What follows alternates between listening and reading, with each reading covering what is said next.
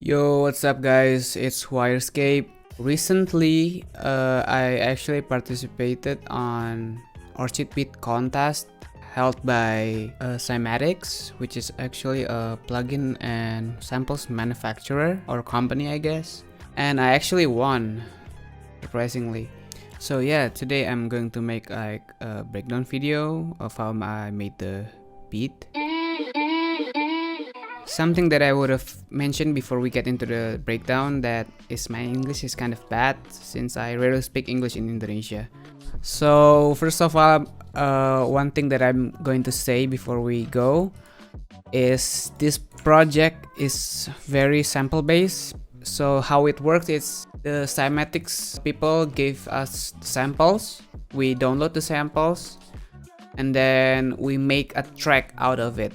We can use other samples outside the mandatory samples, which must be used, but the main things, or at least the final product, must be more dominant with the mandatory samples, or the samples that Cymatics gave us. As you can see, it's like samples. You can only see like MIDI here and here.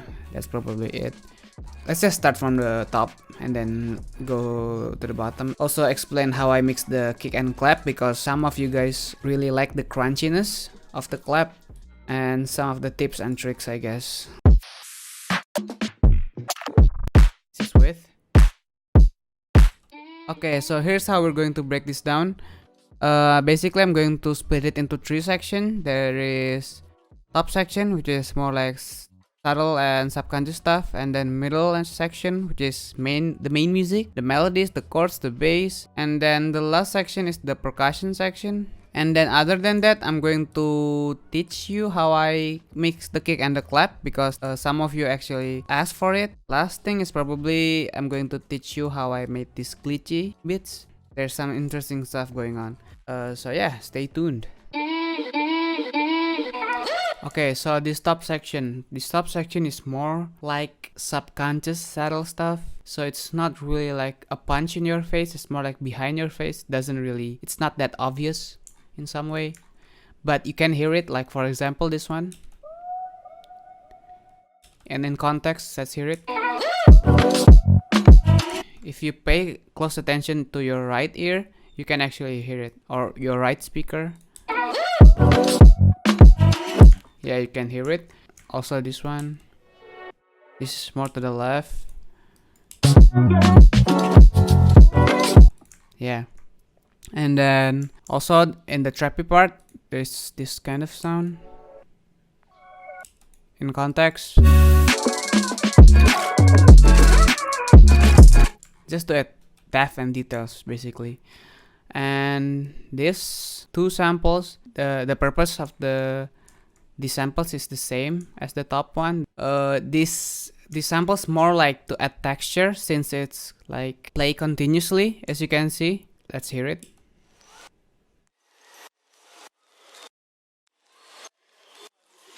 Yeah. And in context, let's hear it.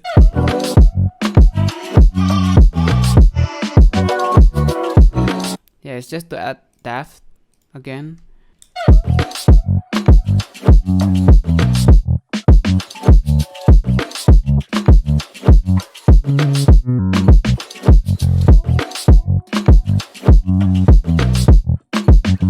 Yeah, as you can see, it's just to add depth and details to the beat. That's basically the purpose of this top section. And you might ask like how I pick these samples, like what is my thought process behind this kind of sounds. So basically when you're picking samples, especially in this case, I have like a mandatory samples, like I have to use it, and I just hear it, all of it, and then when I found the good one, I put it on the playlist. I'll just put it somewhere that you can use later, and just mix and match basically. There's one problem when you're doing this kind of method, is probably like again, those samples doesn't really correlate to each other. Like for example, this one is E minor, this one is F minor, this one is 90 BPM, this one is 100 BPM, 102 BPM.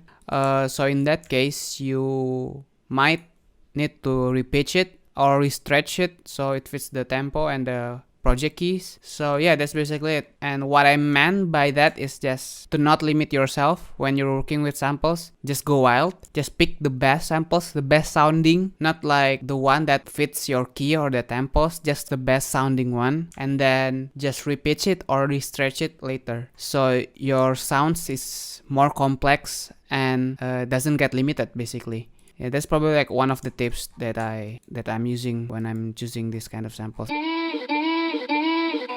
Okay, let's get into the middle section. So this middle section mainly focus on the main musical stuff, like tonally, like melodies, chords, and bass. So yeah.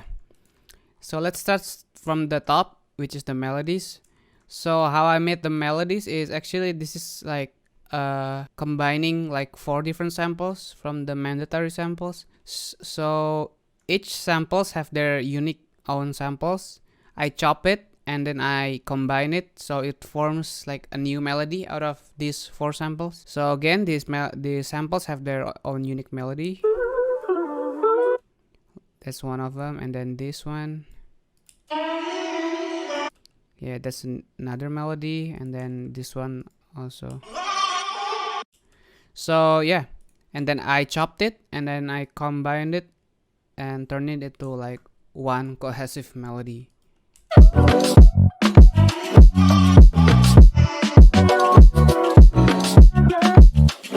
That's what I did for the melody. Oh, also same goes for the trappy part. So in the trappy part there's only like one aspect of melody, and it's these samples. I only picked that part because it's very, I don't know, melody wise it's very sweet, and yeah, it does actually fit the theme, the vibe.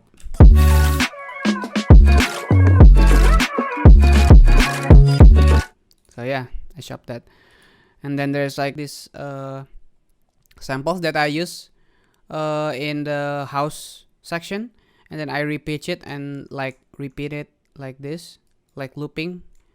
So this is what I did.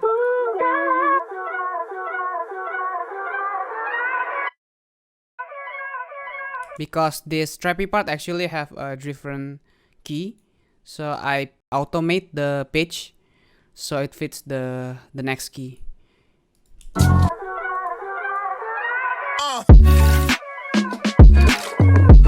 If I'm not mistaken, I think this is E minor and this is F sharp minor. Actually, this is B minor and this is F sharp minor. I think I forgot, but yeah. So yeah, it plays constantly, like looping in the background. Yeah, that's pretty sweet, I think. So yeah, I think that's it for melody wise. Let's get into the keys. So this is the keys. So before I chopped it, it sounds like this.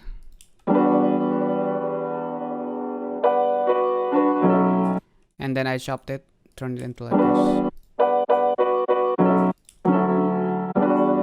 Yeah, just a simple chopping kind of stuff. And in the trappy section is actually not a piano, it's a guitar. So here's the original samples.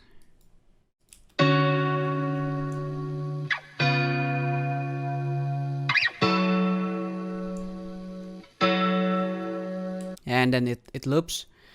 And I actually turned it into like a whole different vibe.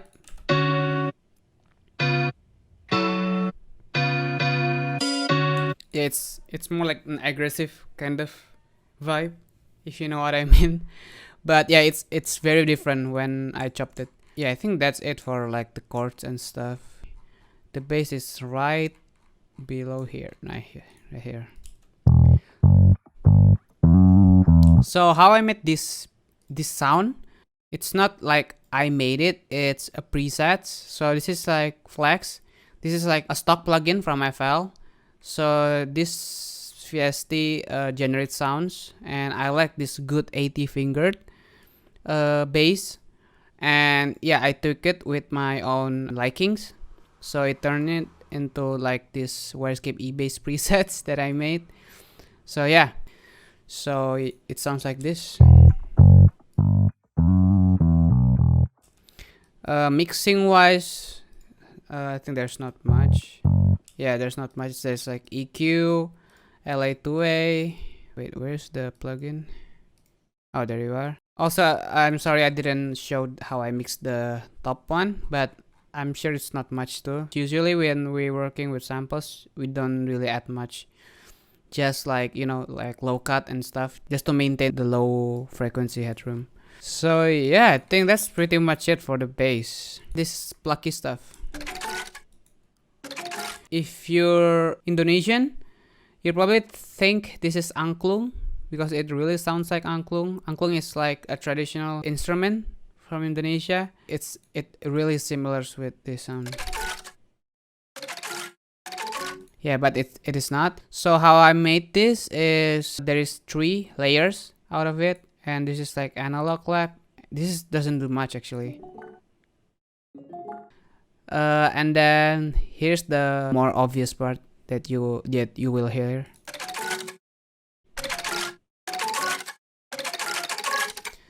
So yeah, it sounds very organic, and that's actually one of the aspects that I want to achieve in this beat, like more organic, more like analog imperfections kind of stuff.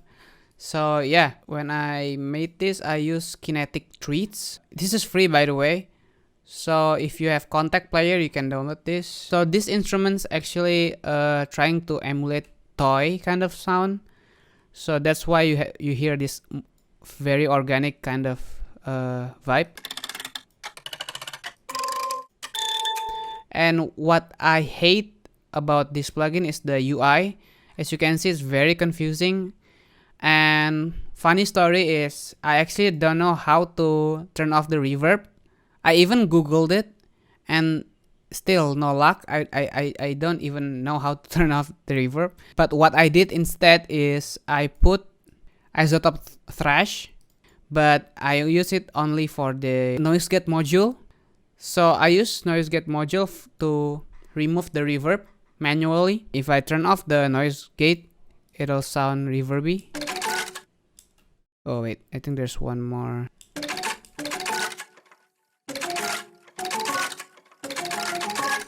I use trash 2 as a noise gate, and I put fruity limiter as a noise gate also. So yeah, that's how complicated when you cannot understand to turn off the reverb from the plugin itself. So yeah. Okay, let's get into the percussion section. Let's just hear it a little bit, I guess.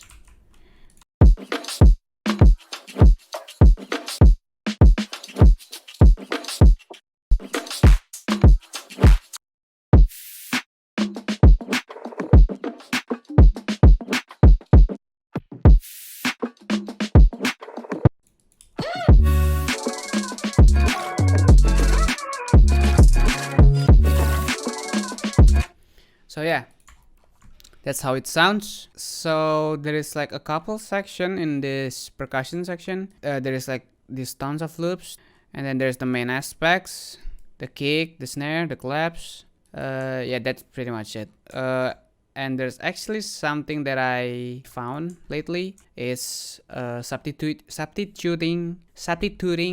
Oh my god, replacing open hats with white noise. That's what I'm trying to say. Okay, let's break this down one by one. Let's start from this looping section, the shaker kind of section. This section consists of like 3 looping samples and two looping samples in the trappy part, the last part. One of the main purpose is to widen up the percussion section. These samples actually holds different aspects. Like for examples, these shakers, and this is like more subtle stuff, and this is like more the complex stuff and the more obvious stuff. So I actually pan this to the right and then pan this to the left, not like fully pan but slightly. Also it applies for this one too. It's the same method that I said, but I think I didn't pan it. And also you guys probably noticed that I leave some gaps here. So basically when let's say I didn't give some put some gaps, it actually turns the beat to more like an aggressive kind of beat. I don't want that kind of aggressive kind of vibe in this particular section. So let's hear it.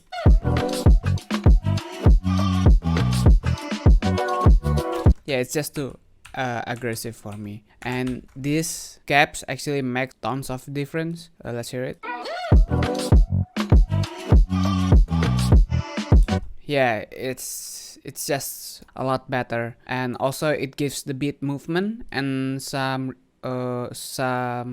space to breathe. And other than that, this one is just a snare sample. It's actually a loop, like a looping samples, but I just chopped it and then I rearranged the rhythm because I actually love the sound of the snare. Yeah, it's very punchy. And so yeah, that's pretty much it to cover this upper part. And as we go down here in the trap section, this WN is actually white noise, and I actually I think I mentioned this before, but basically I replaced white noise sorry,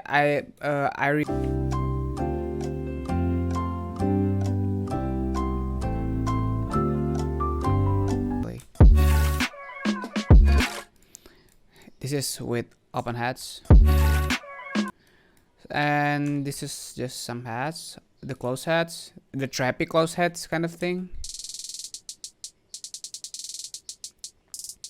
I actually chose this kind of rhythm just to be kind of different, since I don't know, I like something like slowing down like this. Like as you can see, it's not even on the grid. Yeah, it's very refreshing to hear, I think. And this is your kick, basically. Oh, the clap. Yeah, it's very crunchy.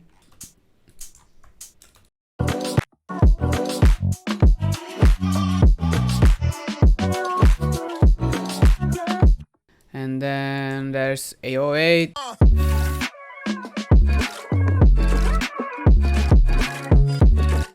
Yeah, and then there's like the trappy snare. And then I mix it with the snare that I arranged before.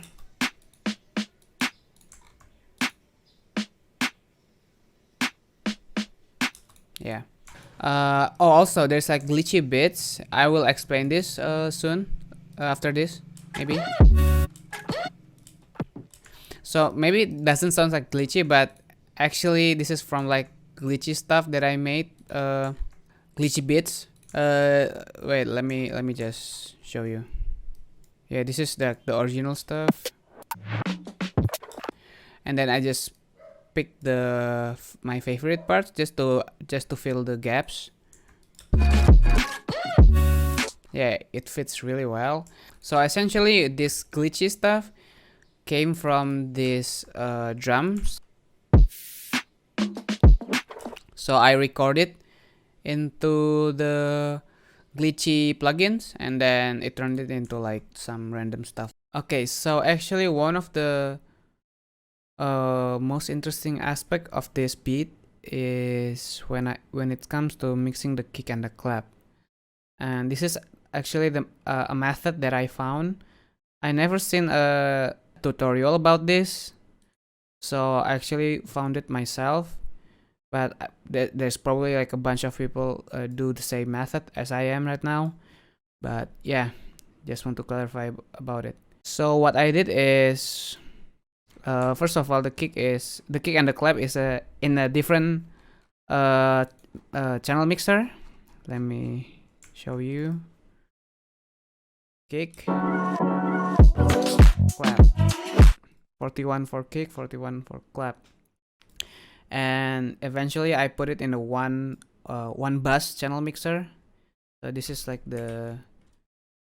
both of the sound in the same channel mixer. So I routed from this to here, and then this to here, and also the snare. But this doesn't really add much to the final result. Essentially, that is I put a clipper. That's pretty much it. Because this clipper made a big difference, and this is like a method that I use like almost in my music production, because I really love analog sounding, imperfectness, So yeah, without the clipper, it sounds like this.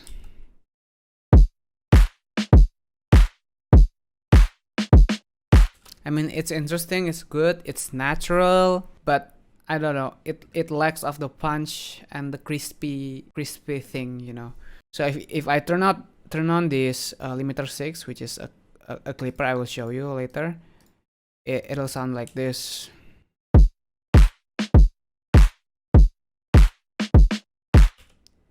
Let me play it again. This is with.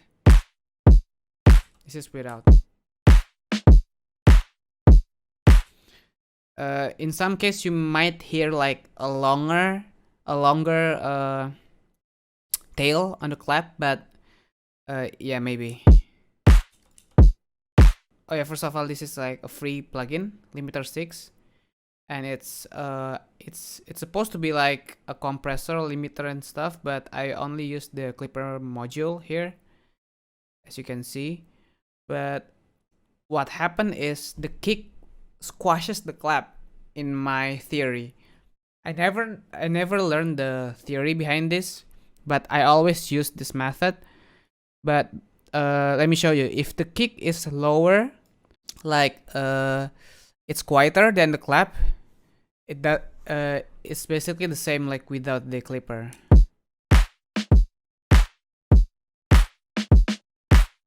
Right? But if the kick kind of overpowers the clap, it'll sounds like crispy stuff that I like, that I said before.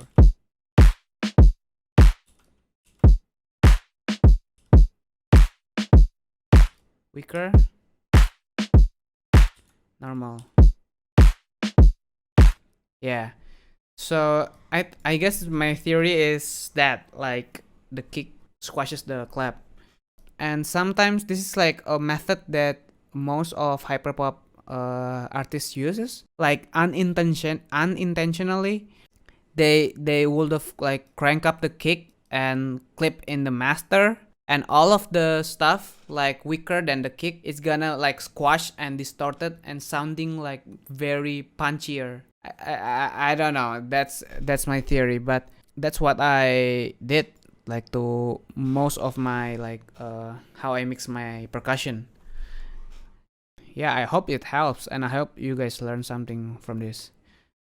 Before, I actually didn't use this plugin, the limiter 6. I actually used this from Fruity Limiter. So if you guys too lazy to download this limiter 6, you can also use this method with Fruity Limiter. Basically, what you're going to do is sealing up and then clip it with this.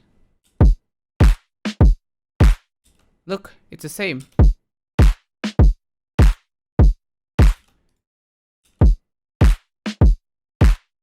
Yeah, it's actually kind of the same, but I don't know. I kind of love this more for some reason. But yeah, I usually do this too, like out sealing up so it doesn't limit anything. Let the clipper work, and then voila, you have this very crunchy percussion hits. Oh, also, there's something that I forgot to mention, that I actually made these bits like this. In context, it's like this. I don't know, maybe you guys didn't even hear it, but there's actually an interesting process to making these bits. I call it bits, like glitchy bits. Kind of like a random generated glitches that I generate from this plugin. It's called DFX. Oh, it's Krabby. It's not Skidder. Ignore this. Oh wait. Let me show you the glitches that I made. So here you can see this.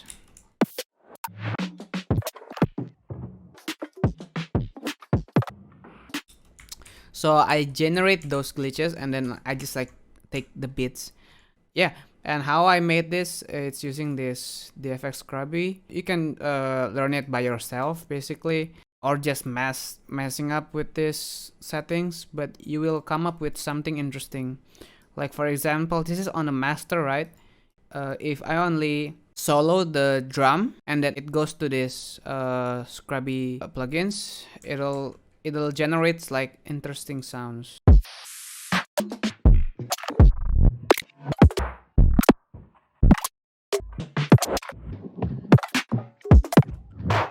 Yeah, like that. And after I record that, I just pick the bits that I want. But in this case, in these projects, there's not much of bits that I actually used. I only use this and this.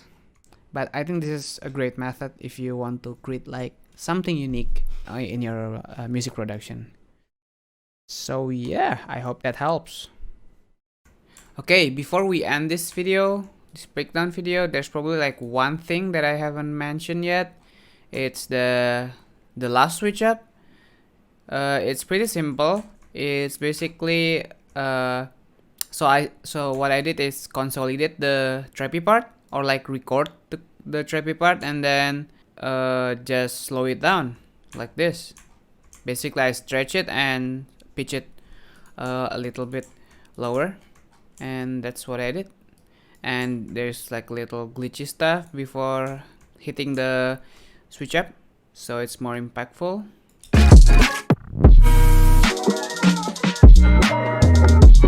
Yeah, that's pretty simple.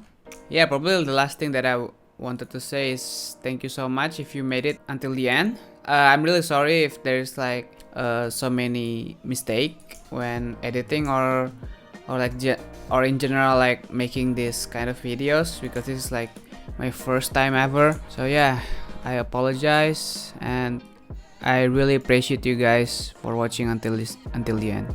Thank you so much.